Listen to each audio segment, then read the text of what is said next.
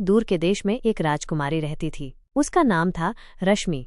रश्मि बहुत ही खूबसूरत थी और उसके बाल रेशम की तरह मुलायम और चमकदार थे। रश्मि को रेशम के कपड़े बहुत पसंद थे। उसके पास रेशम के कई सुंदर कपड़े थे।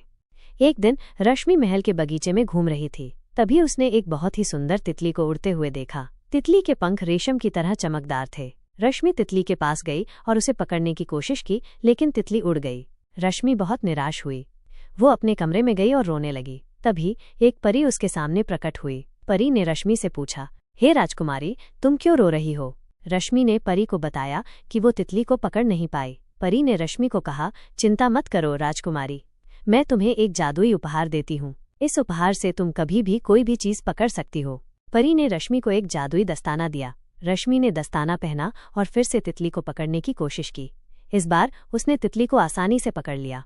रश्मि बहुत खुश हुए। उसने तितली को अपने हाथ में पकड़कर उसे ध्यान से देखा। तितली बहुत ही खूबसूरत थी। रश्मि ने तितली को वापस बगीचे में छोड़ दिया।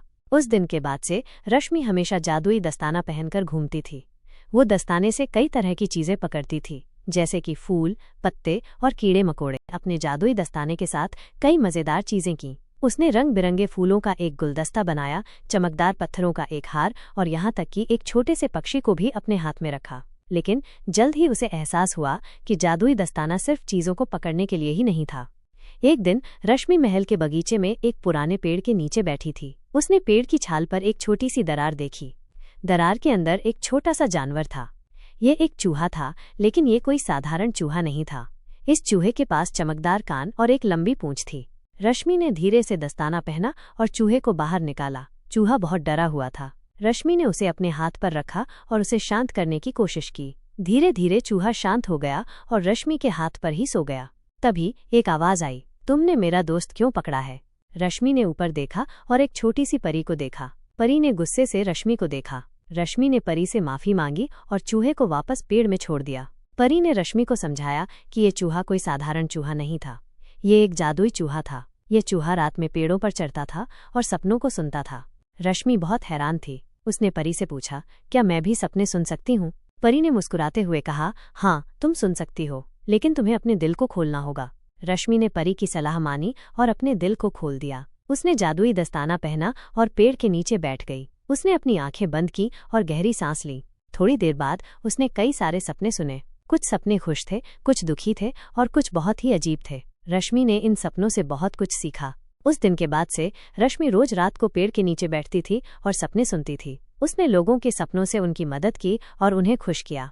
रश्मि एक बहुत ही दयालु और समझदार राजकुमारी बन गई। उसने अपने जादुई दस्ताने का इस्तेमाल दूसरों की मदद करने के लिए किया। सपनों की दुनिया में इतना समय बिताया कि उसे अपने राज्य की याद आने लगी। वो अपने दोस्तों और परिवार को बहुत याद कर रही थी। एक दिन उसने सपनों में एक जादुई जंगल देखा। जंगल बहुत ही खूबसूरत था। पेड़ों पर रंग बिरंगे फूल खिले हुए थे और पक्षी मीठे गीत गा रहे थे। रश्मि ने सोचा कि शायद ये जादुई जंगल उसे उसके राज्य वापस ले जा सकता है। उसने अपने जादुई दस्ताना पहना और जंगल की ओर चल पड़ी। जंगल में घूमते हुए रश्मि को कई अजीबोगरीब जीव मिले। उसने एक बातूनी गिलहरी से मुलाकात की, जिसने उसे जंगल के बारे में बहुत कुछ बताया। उसने एक बुद्धिमान उल्लू से भी मुलाकात की, जिसने उसे कई रहस्यमयी कहानियां सुनाई। रश्मि जंगल में बहुत दिनों तक घूमती रही। आखिरकार उसे एक झील मिली। झील के किनारे एक छोटा सा घर था। घर में एक बूढ़ी महिला रहती थी। महिला ने रश्मि को पहचान लिया और उसे बताया कि वो उसे उसके राज्य वापस ले जा सकती है।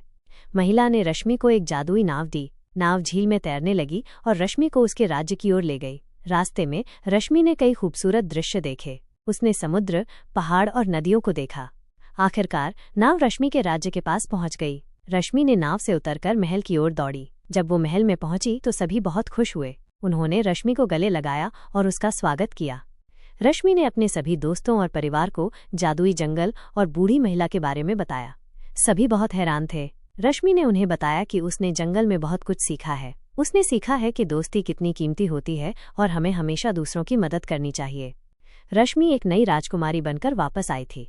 वो अब पहले से कहीं ज्यादा समझदार और दयालु थी। उसने अपने राज्य को एक बेहतर जगह बनाने के लिए बहुत काम किया। रश्मि के राज्य में सब कुछ शांत हो गया था, लेकिन रश्मि को कुछ नया करने की तीव्र इच्छा हो रही थी। वो फिर से अपने जादुई दस्ताने को लेकर एक नए साहसिक कार्य पर निकलने के लिए उत्सुक थी। एक रात रश्मि ने तारों को देखते हुए सोचा कि शायद वो चांद पर जा सकती है। उसने अपने जादुई दस्ताने को पहना और एक चमकदार तारे की ओर उड़ान भरने लगी। तारा उसे एक चमकदार रास्ते पर ले गया जो सीधे चांद तक जाता था। चांद पर पहुंचकर रश्मि ने चांद के लोगों से मुलाकात की। वे बहुत ही मिलनसार थे और उन्होंने रश्मि को चांद के बारे में बहुत कुछ बताया। उन्होंने रश्मि को चांद के महल में घुमाया और उसे चांद के खाने खिलाए। चांद पर कुछ दिन बिताने के बाद रश्मि को एहसास हुआ कि उसे अपने राज्य वापस जाना चाहिए। उसने चांद के लोगों को अलविदा कहा और फिर से उसी तारे के रास्ते पृथ्वी पर लौट आई। पृथ्वी पर वापस आकर रश्मि ने अपने राज्य में कई बदलाव किए। उसने एक बड़ा पुस्तकालय बनवाया जहां लोग किताबें पढ़ सकते थे। उसने एक अनाथालय भी बनवाया जहां अनाथ बच्चों को रहने और पढ़ने के लिए जगह मिल सके। रश्मि ने अपने जीवन में बहुत कुछ किया। उसने कई देशों की यात्रा की, कई भाषाएं सीखी और कई लोगों की मदद की। वो एक बहुत ही प्रसिद्ध और सम्मानित राजकुमारी बन गई। लेकिन रश्मि कभी नहीं भूली कि वो एक साधारण लड़की थी। उसने हमेशा दूसरों की मदद करने और खुश रहने की कोशिश की।